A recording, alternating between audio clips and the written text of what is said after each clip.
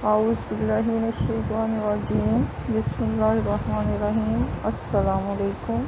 आज हम जो टॉपिक पढ़ेंगे वो है genetics of colour blindness.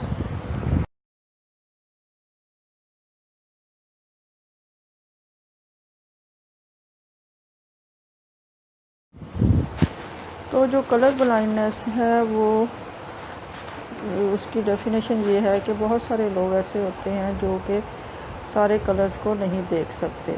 Normal जो लोग हैं वो ट्राइक्रोमेट कलर विजन रखते हैं जो कि 3 different kind of cone cell पर मुश्तमिल होती है, जो कि रेटिना हमारी आँख के रेटिना में मौजूद होता है। आँख के पीछे एक सेंसिटिव एरिया होता है जहाँ पर कलर परसेप्शन होती है या कलर को दिखने जाते हैं। तो हर जो तीनों कोन कलर हैं वो 3 प्राइमरी कलर्स को देखने के काम आते हैं, रेड, ग्रीन और ब्लू।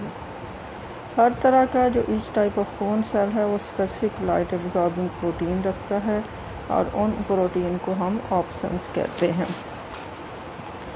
रेड और ग्रीन ऑप्शन के जो जीन्स हैं वो एक्स क्रोमोसोम पर होते हैं और ब्लू ऑप्शन का जीन जो है वो ऑटोसोम नंबर 7 पर मौजूद होता है। अगर ऑप्शन में के जीन में कोई म्यूटेशन पैदा हो जाए तो 3 टाइप की कलर ब्लाइंडनेस पैदा होती है।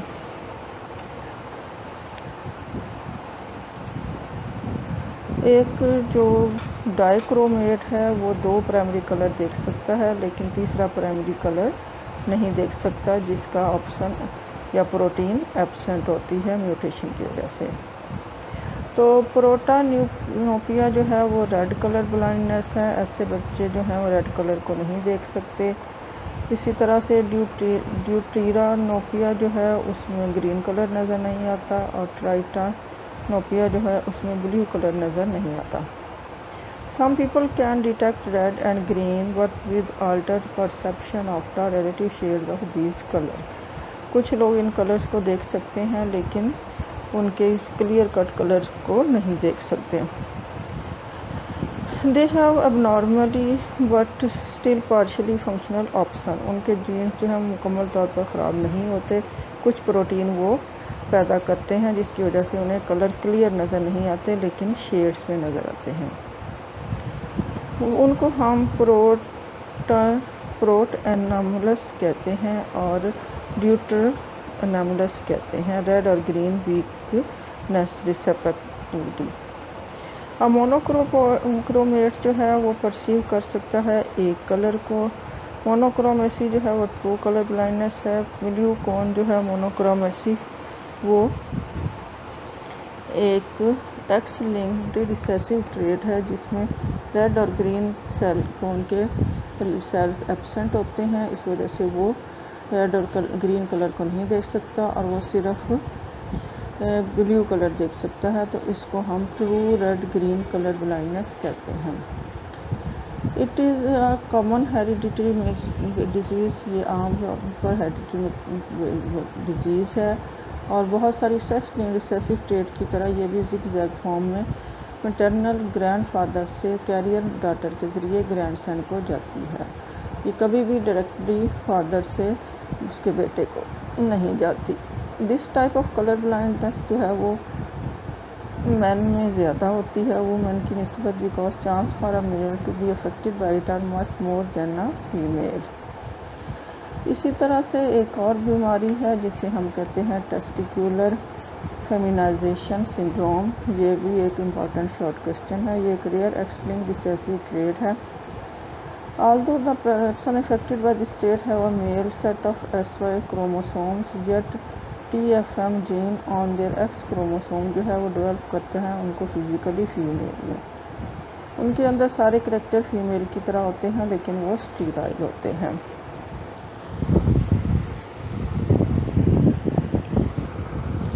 अब हम देखते हैं X linked dominant inheritance. Pattern of X link dominant inheritance जो है वो डिफरेंट होती है वाई लिंक रिसेसिव से। It is more common in female than male. All daughters जो हैं अफेक्टेड फादर की वो ये जीन कैरी करती हैं लेकिन उसमें से कोई भी बेटा जो है वो बाप से ये जीन नहीं लेता। एनी हेटेरोजाइगस डॉटर मदर जो है वो ट्रेट को हाफ ऑफ उसके सन और हाफ ऑफ हर डॉटर्स में शिफ्ट करती है। इसकी एग्जांपल जो है वो हाइपोफॉस्फेटेमिक रिकेट्स है, जो कि एक्स लिंक्ड डोमिनेंट ट्रेट है। It is a rare hereditary disease. It is different from common dietary rickets which could be cured by taking vitamin D. इसमें हम जो है वो नॉर्मल में हम विटामिन डी लेके उसको कवर कर सकते हैं, लेकिन इसमें इसका कोई असर नहीं होता। ये असल में विटामिन डी की डेफिशिएंसी नहीं होती, बल्कि ये जेनेटिक्स की वजह से होती है, जिसकी वजह से मॉलिक्यूलर लेवल पर डिफेक्ट पैदा होता है और जीन्स जो कि बोन प्रोटीन कोड करते हैं वो विटामिन डी को एब्सॉर्ब करने की सलाहियत नहीं रखते। अब हम देखते हैं कि वाई लिंक्ड इनहेरिटेंस क्या है। Pattern of Y linked inheritance जो है वो वेरी पेकुलर है और मेलनेस जो है वो एक वाई लिंक ट्रेट है। वाई लिंक ट्रेट जो है वो वाई क्रोमोसोम के ज़रिए फादर से सन को शिफ्ट होता है। ये ट्रेट्स जो हैं वो डॉटर्स को शिफ्ट नहीं होते क्योंकि उनके अंदर वाई क्रोमोसोम इनहेरिट नहीं होता। All sons of an affected father are affected by Y link trait. SRY gene on Y chromosome determine maleness in male. It is male sex switch hormone which triggers the developmental process towards maleness after 6 weeks of pregnancy. उसके बाद हम देखते हैं कि sex limited trait क्या है। और sex limited trait जो है वो सिर्फ वन सेक्स में होता है और दूसरे में नहीं होता, लेकिन ये ऑटोसोमल डिफरेंस एनाटॉमिकल डिफरेंसेस की वजह से होता है। सच ट्रेट्स जो हैं वो स्ट्रक्चर और फंक्शन ऑफ बॉडी को अफेक्ट करते हैं, लेकिन ये सिर्फ या तो मेल को अफेक्ट करते हैं या फीमेल में। ये दीज ट्रेट्स में भी कंट्रोल्ड बाय सेक्स लिंक्ड और ऑटोसोमल जीन। एक्स के ऊपर भी इनके क्रोमोसोम हो सकते हैं और ऑटोसोम के ऊपर भी इनके क्रोमोसोम मौजूद हो सकते हैं। जैसे कि जीन जो है मिल्क प्रोडक्शन के वो सिर्फ काऊ के अंदर होते हैं और उसके मेल के अंदर नहीं होते। इसी तरह से बियर्ड ग्रोथ जो है दाढ़ी का जो इंसानों में पैदा होना वो सिर्फ मैन में होता है, फीमेल में नहीं होता। और फीमेल के अंदर जो है वो ये दाढ़ी जो है या बियर्ड जो है वो पैदा नहीं होती, लेकिन वो इसके जीन्स को आगे शिफ्ट करती है अपने मेल सन्स के अंदर। उसके बाद है sex influence trait. Sex influence trait जो है वो बोथ मेल और फीमेल में होता है, लेकिन ये एक सेक्स में ज़्यादा कॉमन होता है। It is controlled by an allele that is expressed as dominant in one sex but recessive in the other. एक सेक्स में वो डोमिनेंट के तौर पर बिहेव करता है और दूसरे में रिसेसिव के तौर पर। This difference in expression is due to hormonal difference between the sexes. और उनके ज़ाहिर होने की सलाहियत जो है वो उस इंडिविजुअल के हार्मोन्स पर डिपेंड करता है। जैसे कि पैटर्न बाल्डनेस या गंजापन जो है वो एक सेक्स इन्फ्लुएंस ट्रेट है और मैन के अंदर ये ज़्यादा होता है क्योंकि मैन के हार्मोन इनको ज़्यादा इफ़ेक्ट करते हैं और फीमेल के हार्मोन इसको प्रमोट नहीं करते। और ये इनहेरिटेड होता है ऑटोसोमल डोमिनेंट ट्रेट के तौर पर मेल में, लेकिन फीमेल के अंदर ये रिसेसिव के तौर पर पैदा होता है। A heterozygous male is bald but a heterozygous female is not bald. A woman can be bald only when she is homozygous recessive. अब हम देखते हैं इस चैप्टर का लास्ट टॉपिक जो है diabetes mellitus and it's genetic basis. तो सबसे पहले हम देखते हैं कि इसकी डेफिनेशन क्या है, डायबिटीज़ होती क्या है। तो डायबिटीज़ मेलिटस जो है वो एक हेरिडिटरी डिजीज़ है। ये एक हेट्रोजीनस ग्रुप ऑफ डिसऑर्डर्स है, यानी इसमें बहुत सारी बीमारियां इकट्ठी होती हैं। और इसकी जो खसूसियात हैं उसमें सबसे पहला है एलिवेटेड ब्लड शुगर लेवल, यानी ब्लड की शुगर का ज़्यादा हो जाना, ब्लड में शुगर की मकदार का ज़्यादा हो जाना। डायबिटिक जो पर्सन है वो इस काबिल नहीं होते कि वो मेटाबोलाइज कर सके ब्लड शुगर को अपनी बॉडी में, यानी ब्लड के अंदर जो शुगर है उसको वो यूज़ नहीं कर सकते। दे पास ग्लूकोज इन देयर यूराइन, और उन ग्लूकोज जो है वो अनयूज्ड उनके यूराइन में बाहर निकल जाता है। डायबिटिक्स इज़ द इसके बाद ये जो डायबिटीज़ है जो काज करती है kidney failure, adult blindness, lower limb amputation and heart disease, यानी इस बीमारी के नतीजे में फिर और बहुत सारी बीमारियां पैदा होती हैं। किडनी का फेल हो जाना, अडल्ट का ब्लाइंड हो जाना, लोअर लिम्ब एम्पुटेशन और हार्ट की बीमारियाँ। उसके बाद हम देखते हैं कि डायबिटीज़ की कितनी टाइप है। टाइप इसकी 2 टाइप्स हैं। टाइप 1 जो है वो IDDM कहलाती है या इंसुलिन डिपेंडेंट डायबिटीज़ मेलिटस कहलाती है, और टाइप 2 जो है वो non insulin dependent diabetes mellitus कहलाती है। टाइप 1 जो है वो जुवेनाइल डायबिटीज़ कहलाती है क्योंकि ये अर्ली एज 40 साल से पहले पैदा होती है। तो ये जो टाइप 1 है ये जुवेनाइल डायबिटीज़ कहलाती है क्योंकि ये अर्ली एज में होती है 40 साल से पहले। ये अराइज होती है due to deficiency of pancreatic hormone insulin, जो कि नॉर्मली रूट करता है ब्लड ग्लूकोज को सेल की तरफ फॉर यूज़। तो पैंक्रियाटिक हार्मोन इंसुलिन जो है वो ग्लूकोज को सेल की तरफ भेजता है ताकि सेल उसको इस्तेमाल कर सकें। अगर इंसुलिन कम होगी तो ब्लड से ग्लूकोज जो है सेल में नहीं जाएगा और सेल उसको ब्रेक करके ATP में चेंज नहीं करेगा और ग्लूकोज सीधा का सीधा यूरिन में चला जाएगा। टाइप 1 जो है वो ऑटो इम्यून डिसऑर्डर है। इम्यून सिस्टम जो है वो बैकफायर करता है और मैन्युफैक्चर करता है auto antibodies against bodies on cells. Sometimes specific viral infection जो है वो ऑटो इम्यून रिस्पॉन्स को शुरू कर देते हैं। T सेल जो है इम्यून सिस्टम के वो पेंक्रियाज के ऊपर अटैच कर देते हैं, पेंक्रियाज के ऊपर हमला करते हैं और उसके इंसुलिन प्रोड्यूसिंग सेल्स जिन्हें हम बीटा सेल कहते हैं उनको तबाह कर देते हैं।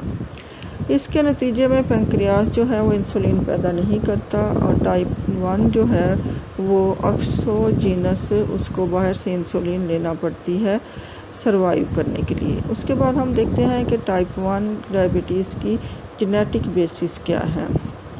अंडरस्टैंडिंग जो है करने के लिए genetic basis of this disease के लिए बहुत सारी कोशिशें की गई और इंसुलिन जीन जो था वो लोकेटेड होता है शॉर्ट ऑफ क्रोमोसोम नंबर 11 पर। ये MCQs है आपका। तो पॉलीमॉर्फिज्म और जेनेटिक जो वेरिएशंस हैं इस लोकस की वजह से उसकी वजह से उन्होंने इसमें बहुत सारी म्यूटेशन पैदा की और उसमें से एक जो थी वो डायबिटीज़ टाइप 1 की वजह बन गई। अब ये जो है वो इसको ये भी कहा जाता है कि ये सिर्फ एक रिसेसिव सिंगल जीन ट्रेट है और ये मल्टीफैक्टोरियल पॉलीजीनिक नहीं है और इसके साथ साथ इस पर इन्वायरमेंट का इफ़ेक्ट भी होता है और ये सेवरल अलील्स के साथ अटैच्ड होती है। उसके बाद हम देखते हैं डायबिटीज़ मेलिटस टाइप 2। ये नॉन इंसुलिन डिपेंडेंट है।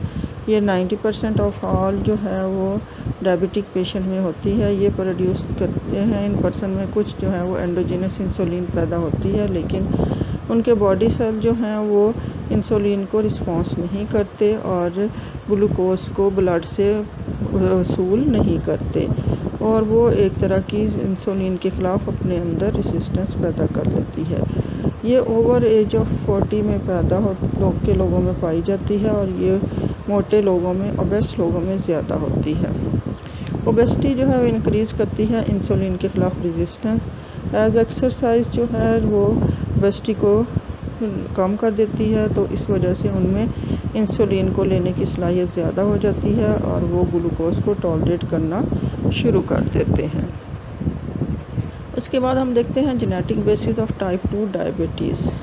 Definitely exist a genetic component. इसमें जो है एक जेनेटिक कंपोनेंट भी मौजूद होता है। Tendency to develop diabetes under certain environmental condition. 2 से 5% ऑफ टाइप 2 डायबिटीज़ जो हैं वो ज़िंदगी में 25 साल से पहले बीमार होते हैं, बाकी बाद में होते हैं। It is called maturity onset of diabetes of young या मोडी। ये भी एक इम्पॉर्टेंट शॉर्ट क्वेश्चन है। मोडी can be inherited as autosomal dominant trait. About 50% of cases of MODY are caused by mutation in glucokinase gene. Glucokinase gene जो है उसमें mutation की वजह से भी ये बीमारी होती है। ये भी आपका MCQs है। ग्लूकोकाइनेज एंजाइम जो है वो कन्वर्ट करता है ग्लूकोज को ग्लूकोज 6 फॉस्फेट में पेंक्रियाज के अंदर। तो मोडी के वाले जो हैं वो म्यूटेशन होती है किसी भी 4 जीन्स में जो कि ट्रांसक्रिप्शन फैक्टर को में शामिल होते हैं और इस वजह से ये बीमारी पैदा होती है। इसमें पैंक्रियाटिक सेल की डेवलपमेंट नहीं होती और इंसुलिन की रेगुलेशन नहीं होती। But these 4 MODY genes do not play any significant role in adult onset of type 2। उसके बाद हम देखते हैं कि ब्लड प्रेशर क्या होता है। ब्लड प्रेशर जो है वो भी एक एग्जांपल है मल्टीफैक्टोरियल ट्रेट का। There is a correlation between systolic and diastolic blood pressure of parents and their children, यानी पेरेंट्स के ब्लड प्रेशर का और चिल्ड्रन के ब्लड प्रेशर का एक रिलेशन होता है, यानी इसके जीन भी इनहेरिटेडली आगे शिफ्ट होते हैं। This correlation is partially due to genes common in them. Blood pressure is also influenced by environmental factors such as diet, stress and tension. ये एंड में हमने कुछ शॉर्ट क्वेश्चंस और MCQs दिए हैं, इनको आपने अच्छी तरह से याद कर लेना है क्योंकि ये बहुत इंपॉर्टेंट शॉर्ट क्वेश्चन और अक्सर पेपरों में आ जाते हैं।